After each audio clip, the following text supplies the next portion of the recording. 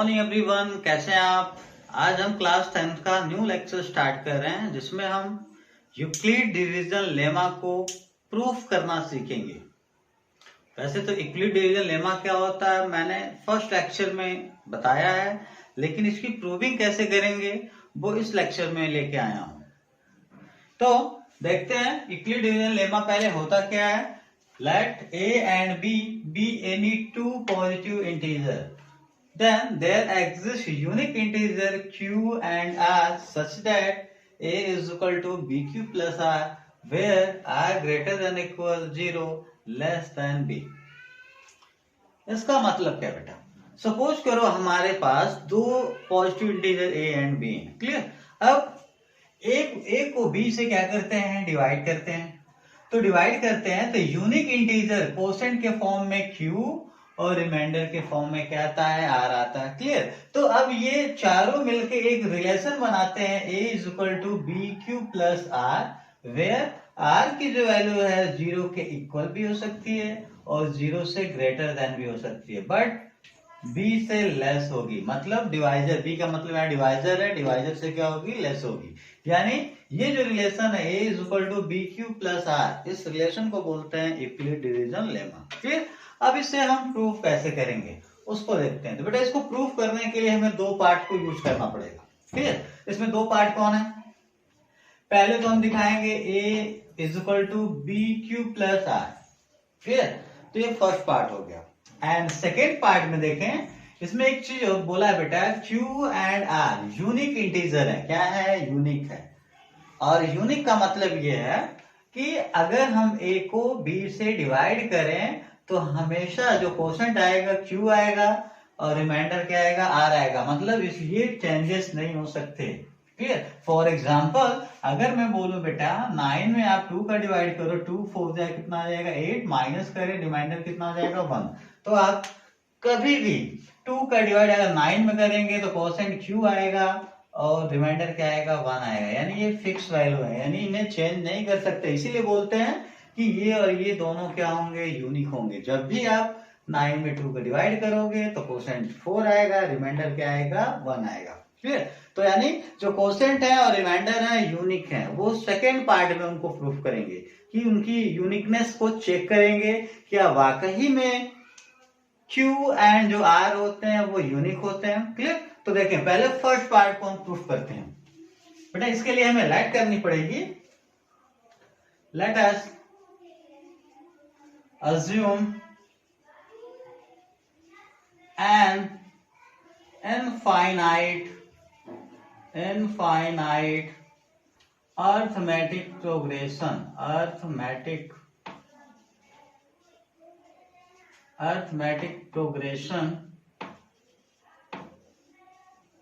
यानी बेटा हम एक पहले अर्थमेटिक प्रोग्रेशन को लेट करेंगे। क्लियर। और याद रखेंगे जो अर्थमेटिक प्रोग्रेशन होगा a एंड b के फॉर्म में होगा। क्लियर। तो देखें बेटा कैसे लिखते हैं, देखें इधर मैं बीच में a हमने लिख दिया।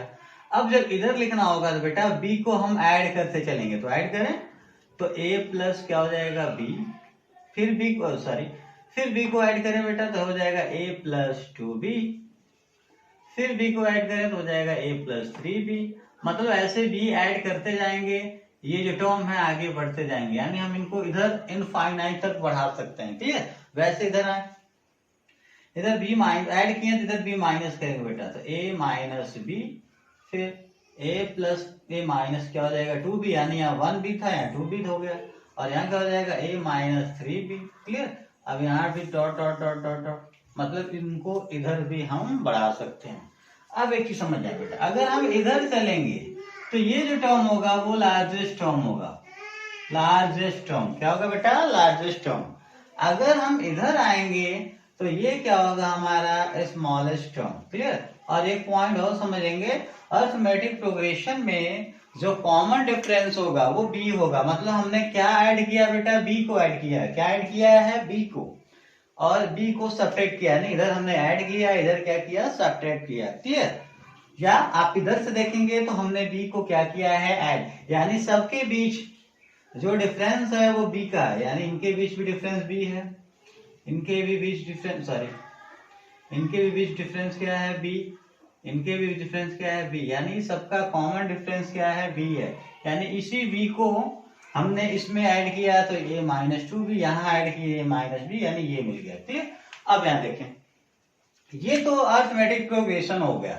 अब यहाँ हम ये लेट करेंगे, देखें हमारा स्मॉलेस्ट टर्म हमारा इधर आ रहा नहीं आ रहा, तो हम एक ऐसे टर्म को बेटा ढूंढेंगे जो सबसे स्मॉलेस्ट हो और वो नॉन निगेटिव टर्म होना चाहिए, मतलब उसमें उसका रिजल्ट, उसकी वैल्यू निगेटिव नहीं होनी चाहिए। क्लियर, तो हम लेट करेंगे कि वो कौन सा टर्म है। लेट, हम यहां लेट करते हैं बेटा कि आर बी स्मॉलेस्ट, हम ये लेट करेंगे कि जो आर जो है वो क्या है, स्मॉलेस्ट नॉन नेगेटिव क्या है, टर्म है। क्लियर, तो let r be smallest non negative term of this AP का मतलब बेटा अर्थमेटिक प्रोग्रेशन। क्लियर, ये था हमारा, हमने लेट किया कि आर क्या है, एक स्मॉलेस्ट नॉन नेगेटिव क्या है, टर्म है इस एपी का। क्लियर, अब हम देखें क्या करेंगे। अब यहाँ ये एक चीज और कंडीशन लेंगे बेटा, देन देयर एग्जिस्ट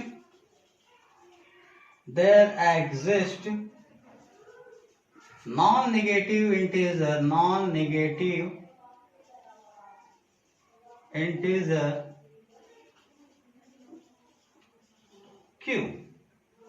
क्लियर, अब मेरी बात सुने, हमने स्मॉलेस्ट टर्म हमारा इधर है और उस स्मॉलेस्ट टर्म को हमने क्या लिया है, आर, यानी आर वो स्मॉलेस्ट टर्म है जो नॉन नेगेटिव है, क्या है, यानी सबसे जो छोटा है और वो क्या है, नॉन नेगेटिव है। क्लियर, तो अब देखें, अगर हम नॉन नेगेटिव टर्म को लिखना हो, जैसे बेटा ये टर्म है a-b, a-2 भी, a-3 भी, वैसे ही स्मॉलेस्ट जो टर्म होगा वो भी a और b के फॉर्म में ही आएगा।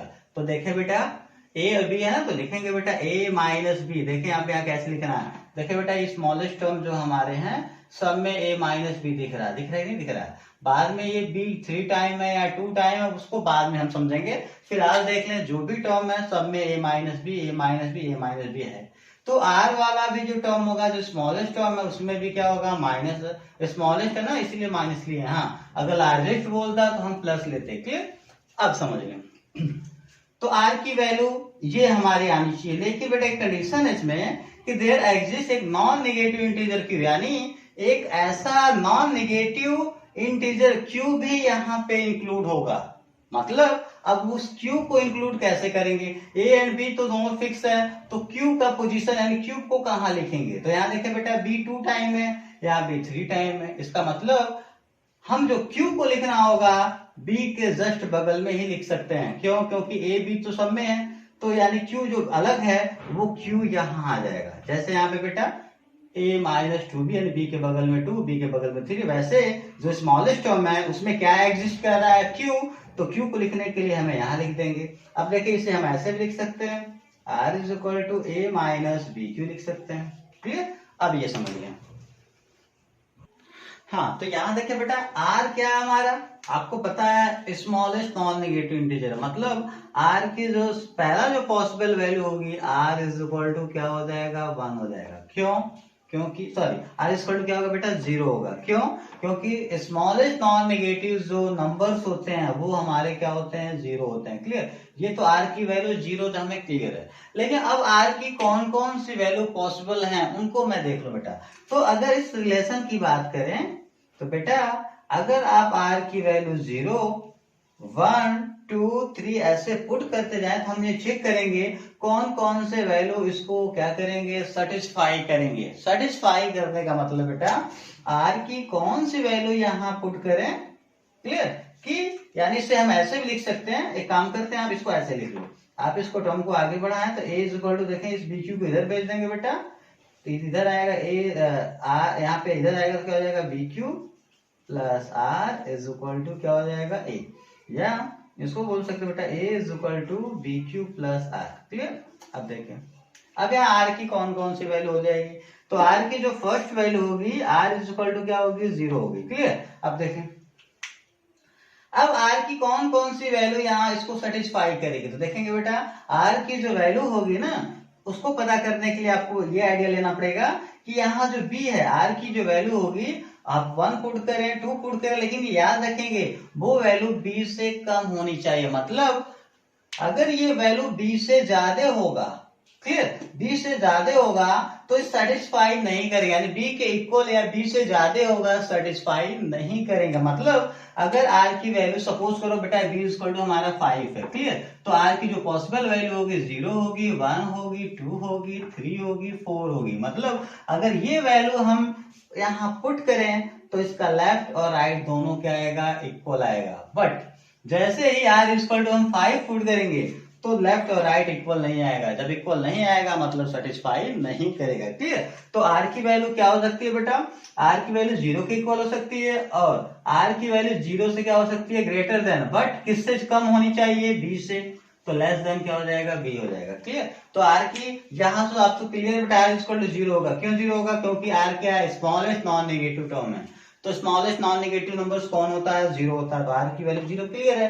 लेकिन अब इसके आगे कौन कौन सी वैल्यू होगी, तो हमने एग्जांपल ये सपोज करो बी इक्वल टू 5 होता, तो बेटा आर की जो बी से कम यानी 4 तक की जो वैल्यू होगी अगर वो हम यहाँ पुट करें तो इसका लेफ्ट और राइट इक्वल आएगा, मतलब वो वैल्यू इसको सेटिस्फाई करेगी। बट जैसे ही आर इक्वल टू 5 रखेंगे सेटिस्फाई नहीं करेगी, मतलब उसका लेफ्ट और राइट इक्वल नहीं आएगा, क्लियर। इसलिए बोल सकते हैं कि आर की जो वैल्यू होगी 0 के इक्वल हो सकती है, 0 के ग्रेटर देन, बस बट बी से क्या होगा, कम होगा। अब इसको ऐसे ले सकते हैं, thus वी हैव, यानी बेटा इनको हम मिक्स करें तो क्या हो जाएगा हमारे पास, a is equal to b q plus r, where r की कौन कौन सी वैल्यू हो जाएगी बेटी, आर किसके इक्वल है, 0, यानी are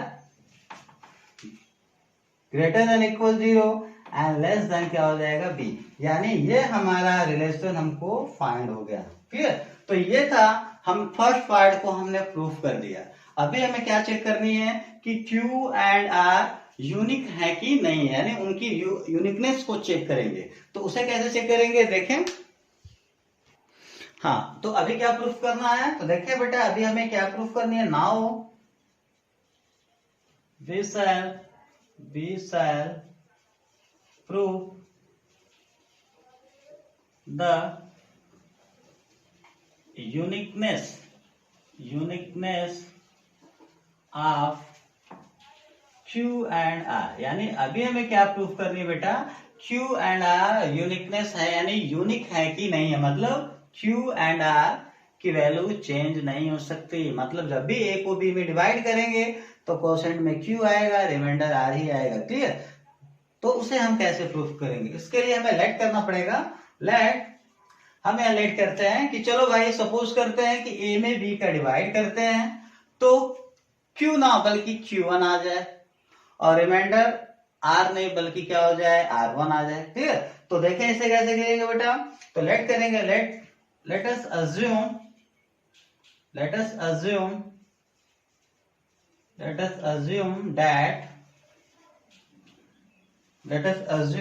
that there exists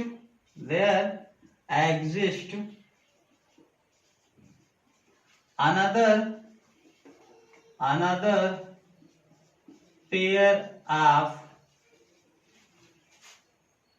Qn and R1,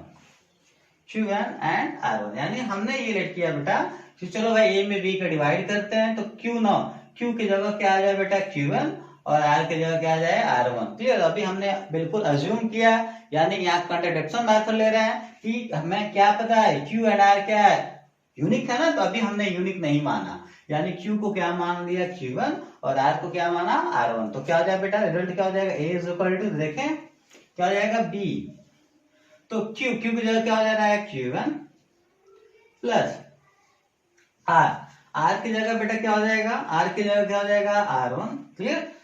और यहाँ कंडीशन क्या हो जाएगा, R ग्रेटर देन इक्वल 0 और लेस देन क्या हो जाएगा, यानी R की जगह R1 हो जाएगा, लेस देन क्या हो जाएगा, B, यानी यहाँ Q की जगह Q1, R की जगह R1, तो कंडीशन क्या हो जाएगा, R1 greater than equal 0, less than क्या हो जाएगा, B। आप एक काम करना, इसे इक्वेशन नंबर क्या लेट कर सकते हो, सेकंड।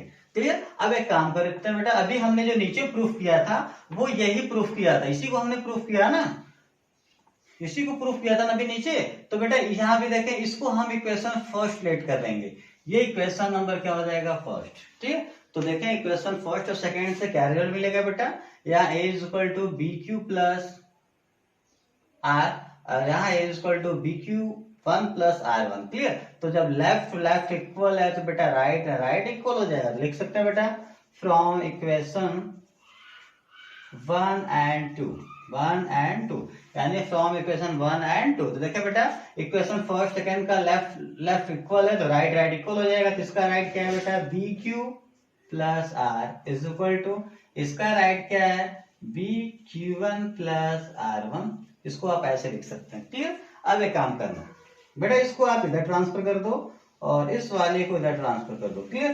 तो इधर पहले से है बी क्यू और ये इधर आएगा, क्या हो जाएगा, b q 1 is equal to, यहाँ पहले से R1 और ये R इधर ट्रांसफर होगा, क्या हो जाएगा, R हो जाएगा, क्लियर। अब इसे आप ऐसे भी लिख सकते हैं, यहाँ B कॉमन कर ले बेटा, B कॉमन करेंगे तो आएगा Q माइनस क्या आएगा, Q1 is equal to R1 minus क्या आ जाएगा, R आ जाएगा, ठीक है। अब ये हमें रिजल्ट मिल गया। अब मेरी बात ध्यान सुनेंगे, हाँ। तो देखिए बेटा अब यहाँ इस वैल्यू को देखो आप, R1 माइनस R को देखो बेटा, इस R1 माइनस R की जो वैल्यू है ये है, और इसमें आपको B दिख रहा है, मतलब B इसका क्या है, फैक्टर होगा। मेरी बात सुने, ये वैल्यू जो है इसके इक्वल है, मतलब इसकी वैल्यू ये है, और इसमें B देखें कॉमन यानी फैक्टर के फॉर्म है, इसका मतलब P जो B है ये इसको क्या करेगा बेटा, डिवाइड करेगा। तो देखिए मेरी बात सुने, यहाँ पे इसको हम ऐसे लिख सकते हैं, R1 माइनस R और डिवाइड किससे होगा बेटा, B से, क्लियर। यानी मेरी बात सुनेंगे,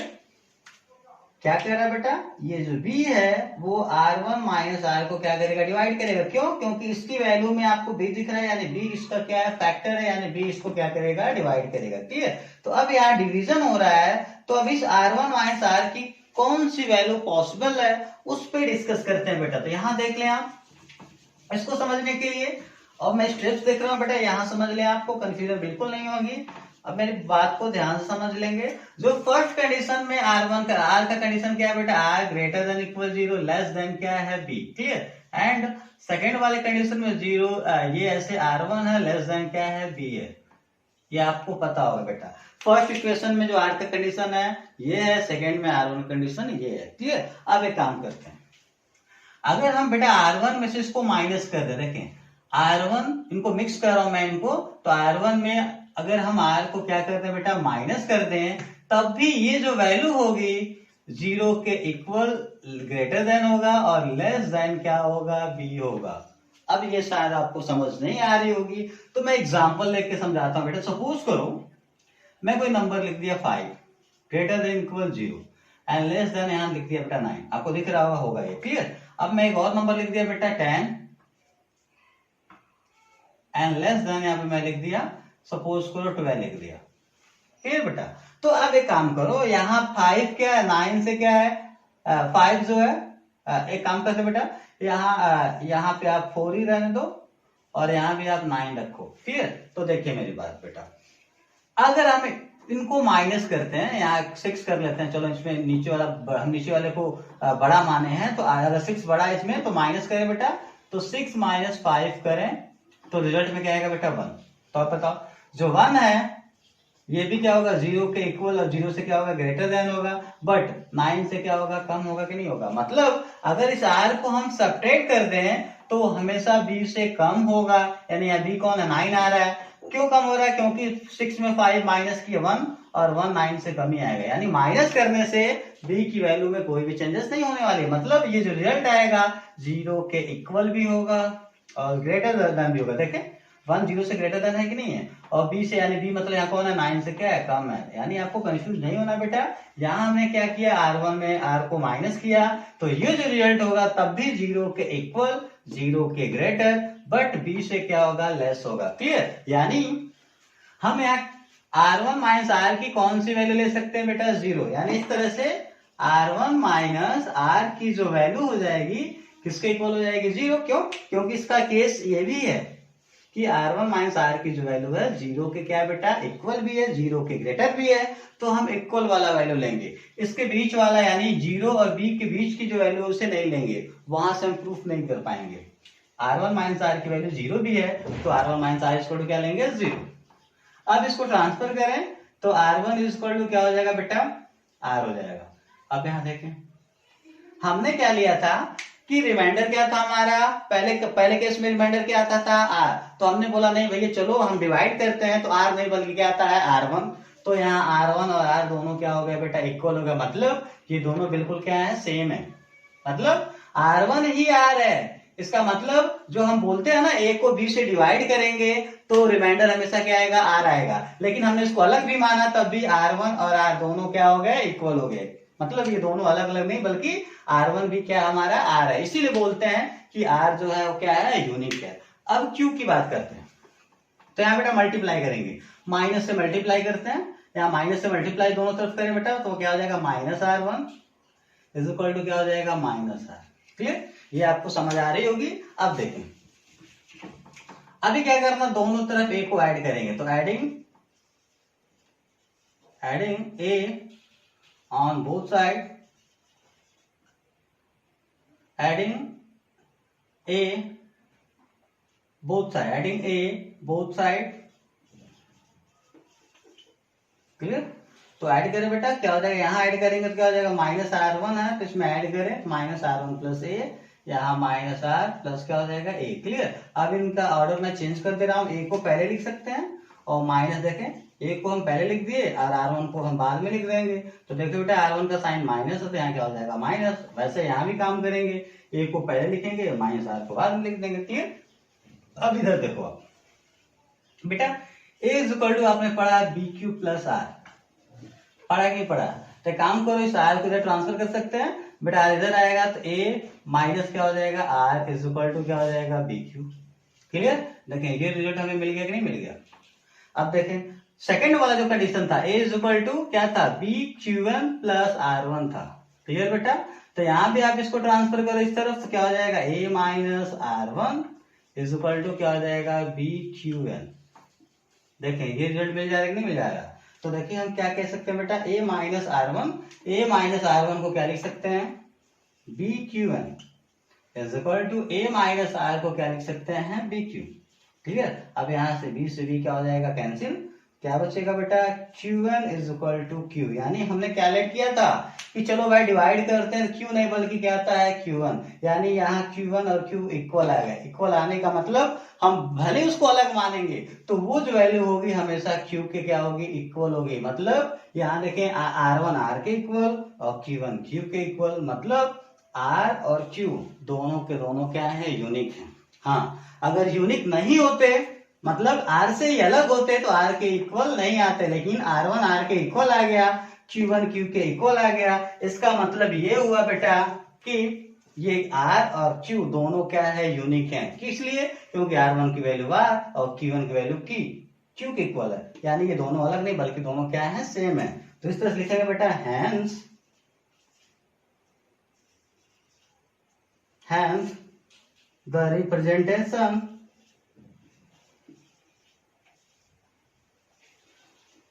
representation A is equal to BQ plus R where R greater than equal 0 less than B is unique। क्या हो जाएगा बेटा यूनिक, और इस तरह से हमारा यूक्लिडियन लेमा क्या हो जाएगा प्रूफ हो जाएगा। यानी यूक्लिडियन लेमा को हमने दो पार्ट यूज किया।